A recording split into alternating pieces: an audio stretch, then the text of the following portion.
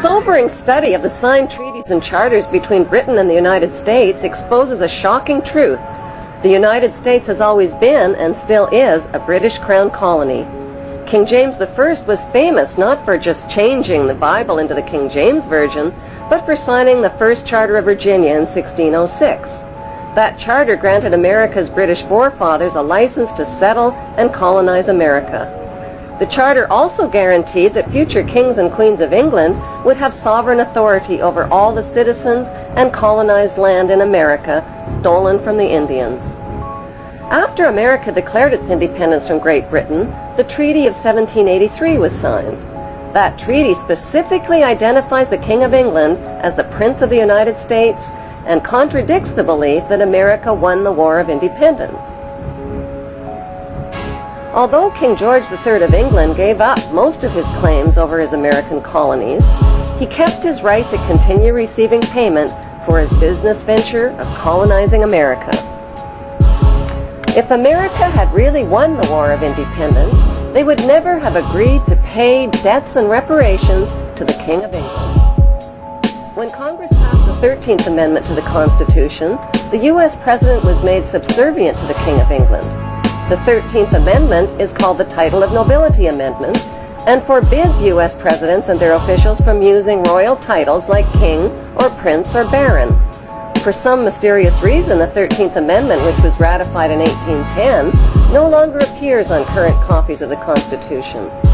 America's blood-soaked War of Independence against the British bankrupted America and turned its citizens into permanent debt slaves of the king.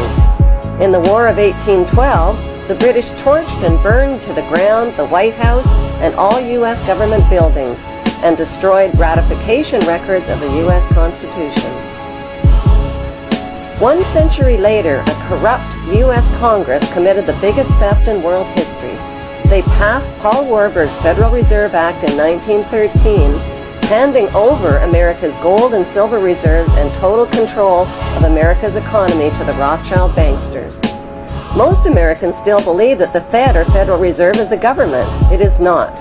The Fed is a privately owned banking system whose majority Class A shareholders are the Rothschilds, Warburgs, Kuhn & Loeb, J.P. Morgan, Rockefeller, Israel Seif, and the Lehman Brothers. This private banking cartel is the Fed and is never audited and never pays taxes. They print and design America's money, which displays their symbols of an Egyptian pyramid, a Masonic all-seeing eye, and the words "In God We Trust." Who exactly is the God they trust? They also collect American taxpayers' money through the IRS. Then they loan it back again with interest to pay for roads, bridges, and other public works.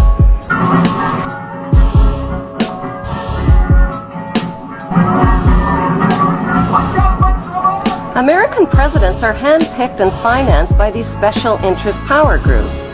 Like George W. Bush, John Forbes Kerry, whose initials are JFK, is a member of Yale University's Skull and Bones Brotherhood.